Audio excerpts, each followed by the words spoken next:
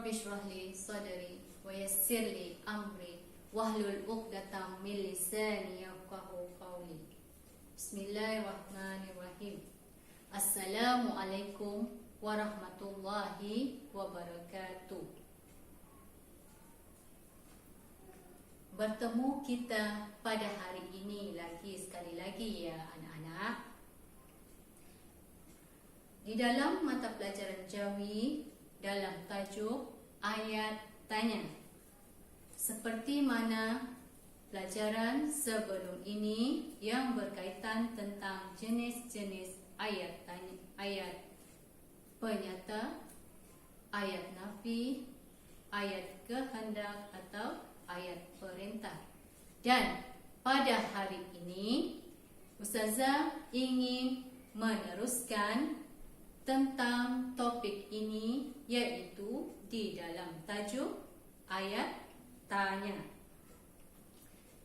Sebelum Ustazah mengulas dengan lebih lanjut, Ustazah ingin mengajak anak-anak semua bermain satu permainan, yaitu mencari perkataan yang tersembunyi.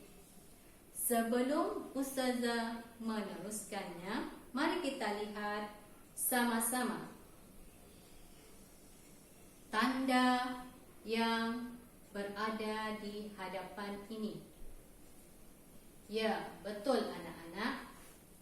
Ini adalah tanda seru. Ini adalah tanda soal. Mari kita lihat perkataan yang terdapat di dalam kertas biru ini. Ustazah mahu anak-anak semua mencari perkataan mengapa, siapa, apa, mana, bila, dan berapa.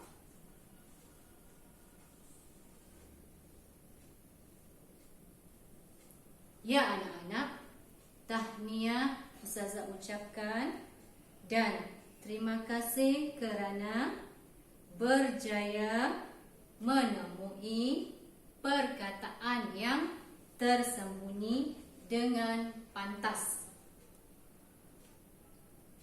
Permainan yang kita buat sebentar tadi ada kaitannya dengan apa yang kita pelajari pada hari ini.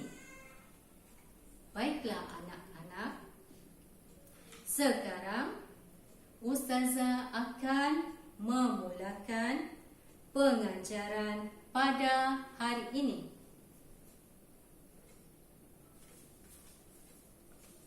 Ya anak-anak, cuba kita lihat. Ada dua sampul yang berbeza warnanya. Ya anak-anak, mana satukah sampul yang paling cantik? Ya, kedua-duanya cantik. Terdapat warna biru dan terdapat warna kuning. Mari kita buka sampul berwarna biru terlebih dahulu. Ya anak-anak, terdapat soalan yang berkaitan tentang ayat tanya. Mari kita baca sama-sama soalan yang terdapat di dalam sampul biru itu tadi. Ya anak-anak, soalannya yang manakah ayat yang menggunakan ayat tanya tanpa menggunakan kata tanya? Anak-anak semua semua faham? Baiklah, mari kita lihat apakah jawapannya. Pemain bola itu siapa? Bilakah hari jadi kamu? Apakah yang ibu beli di pasar? Pertandingan bicara itu akan diadakan esok pada pukul 2 petang. Ya, betul. Jawapannya adalah yang terakhir sekali. Pertandingan bicara itu akan diadakan esok pukul 2 petang. Ya. Ayat tersebut dan jawapan tersebut tidak menggunakan kata tanya seperti mana yang terdapat pada jawapan yang lain. Ya anak-anak, kita teruskan pada sampul yang kedua, iaitu sampul yang berwarna kuning. Mari kita buka.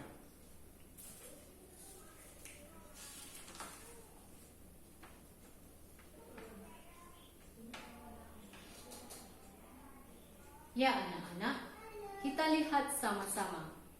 Apakah yang dimaksudkan dengan soalan ini? Tukarkan ayat pernyataan kepada ayat tanya tanpa mengubah maksud asal. Ibu membeli sayur dan buah-buahan di pasar.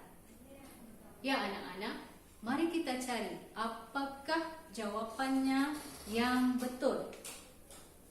Bilakah ibu beli sayur ini? Kenapa ibu beli sayur dan buah-buahan?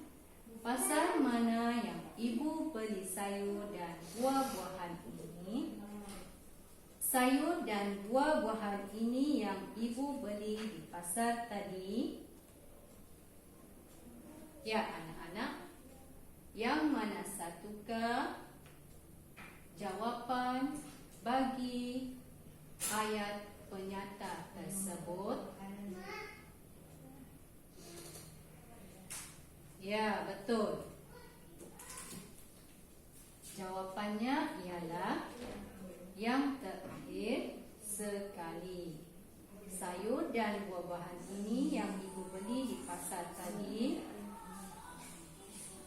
Ya anak-anak, Ustazah harap anak-anak dapat memahami beberapa soalan yang berkaitan tentang ayat tanya. Pada kali ini, Ustazah akan menerangkan apa itu sebenarnya ayat tanya.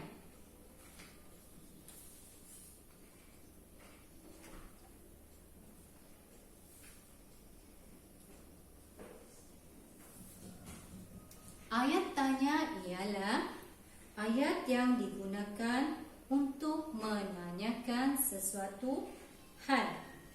Ayat tanya mempunyai nada suara yang tinggi pada akhir ayat. Tunjuk gambar tanda soal. Ya anak-anak, cuba kita lihat. Sebentar tadi Ustazah sudah menunjukkan tanda soal ini. Ini simbol apa ya anak-anak? Ya, betul. Ini adalah simbol bagi tanda soal yang digunakan di dalam ayat tanya.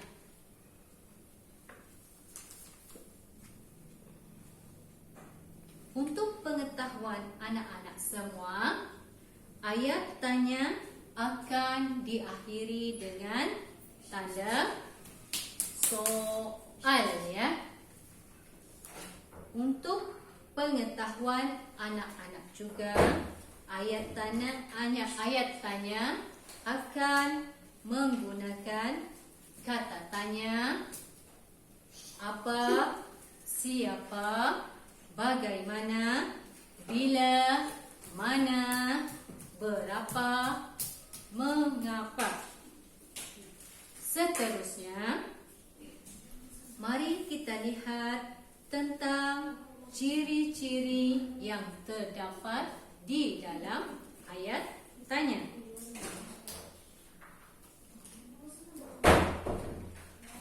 Baiklah anak-anak, ada 3 ciri ayat tanya yang telah dikenal pasti. Ciri yang pertama ialah ayat tanya akan diucapkan dengan nada suara meninggi sebelum kesenyapan pada akhir ayat. Apabila kita hendak memulakan ayat tanya, intonasi yang digunakan agak tinggi kerana kita mahu membuat penegasan ayat di sana dan di akhir ayat dengan intonasi yang rendah. Ciri yang kedua ayat tanya ialah menggunakan lambang simbol tanya. Itu lambang simbol tanya. Ciri ketiga adalah boleh digunakan dalam susunan songsang ataupun ayat pasif.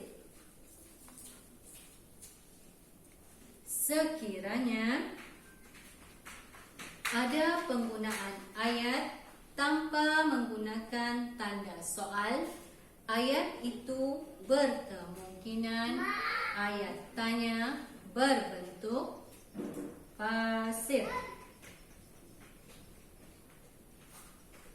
Mari kita lihat terdapat contoh yang menggunakan ayat songsang ataupun ayat pasif. Encik Danielkah guru itu? Surat itu ditulis oleh Ahmad.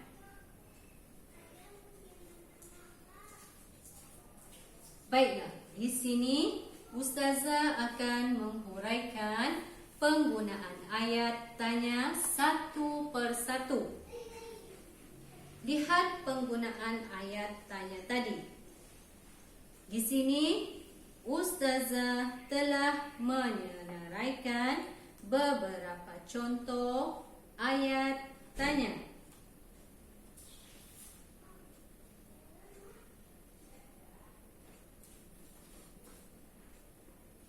Apakah benda itu? Siapakah nama kamu? Di manakah Aziz tinggal? Bagaimanakah cara membuat kek? Berapakah harga buku ini? Bilakah dia sampai? Mengapakah adik menangis? Itu di antara contoh-contoh yang terdapat di dalam ayat tanya. Baiklah anak-anak,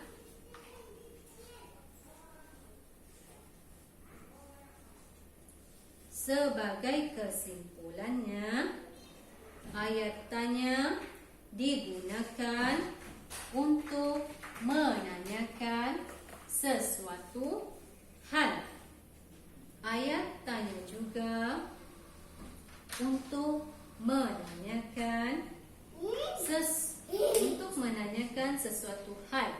Anak-anak boleh menggunakan perkataan-perkataan bila, di mana, siapa, apa dan sebagainya, yang mana ayat tersebut diakhiri dengan simbol atau tanda soal.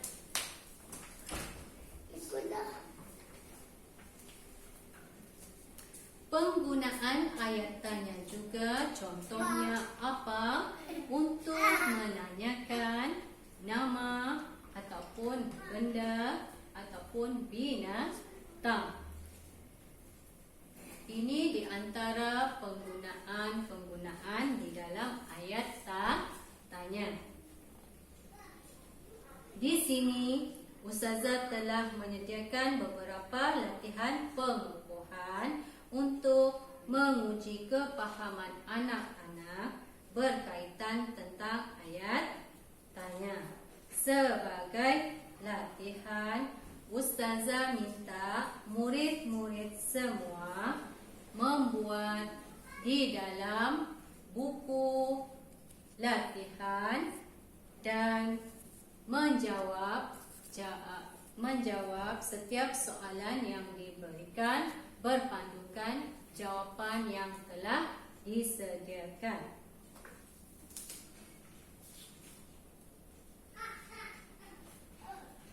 Latihan yang kedua, gariskan kata tanya yang sesuai. Ada 4 soalan, sama juga dengan latihan yang pertama. Ustazah minta semua anak-anak untuk membuat di dalam buku latihan. Seterusnya,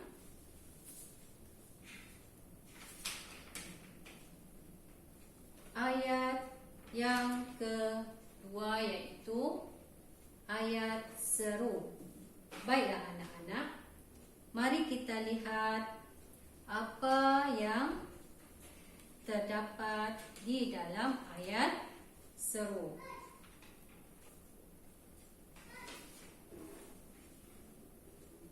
Ayat seru bertujuan untuk melahirkan perasaan takut, marah, takjub, geram, dan sakit. Untuk pengetahuan anak-anak, tanda seru ataupun simbol digunakan di dalam ayat seru iaitu air terbalik. Pernah nampak anak-anak semua bagaimana air terbalik? Kalau kita terbalikkan semula, ia bermaksud huruf I. Coba kita perhatikan bagaimana tanda seru digunakan. Tanda seru digunakan di dalam ayat yang mengandungi tanda ataupun simbol seru.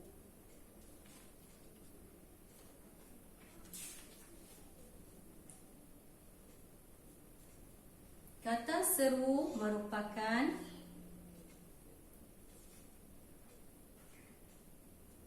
digunakan di dalam ayat yang mengandungi oh, amboi, wah, cis, aduh, syabas, dan sebagainya.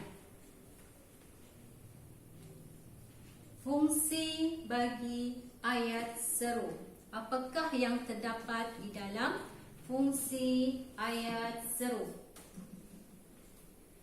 Ayat seru berfungsi untuk melahirkan pelbagai perasaan. Contohnya seperti marah, terpegun, sakit, takut, geram, dan sebagainya.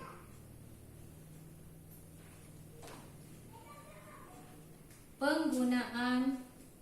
Baiklah anak-anak, Ustazah akan huraikan satu persatu penggunaan kata seru. Mari kita lihat penggunaan kata seru. Aduh digunakan untuk menyatakan perasaan sakit ataupun menyatakan perasaan kagum atau hairan. Aduhai digunakan untuk menyatakan perasaan sedih ataupun duka cita. Digunakan untuk menyatakan perasaan penolakan atau tidak setuju ataupun membantah. Amboi digunakan untuk menyatakan perasaan kagum ataupun hairan.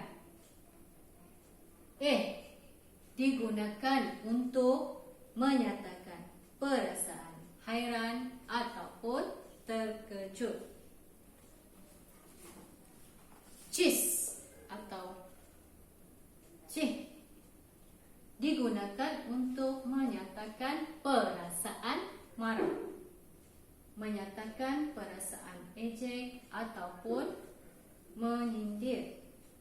Hai digunakan untuk menyatakan perasaan hendak menegur atau menyapa seseorang. Cuba menarik perhatian. Nah, digunakan untuk menarik perhatian dan pelbagai maksud lain.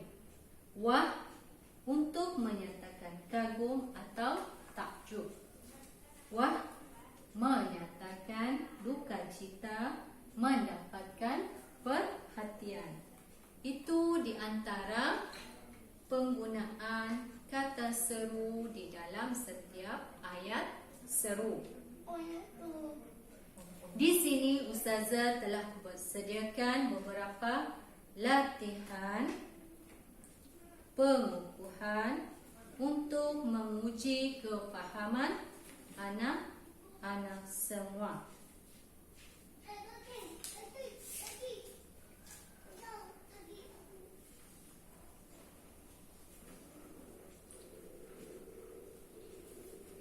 Mari kita lihat contoh-contoh yang terdapat di dalam ayat seru. Aduh, sakitnya tanganku. Aduh, indah sekali pemandangan di sini. Aduhai, malang sekali nasib peminta sedekah itu. Aduhai, apalah malang nasibku ini. Ah, aku tidak bersetuju.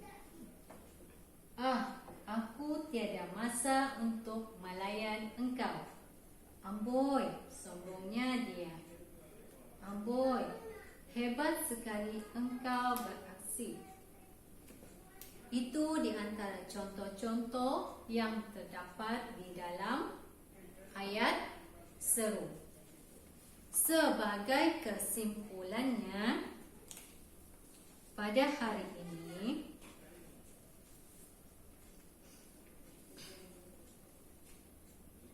kesimpulan digunakan untuk melahirkan rasa takut, marah, geram, sakit dan takjub.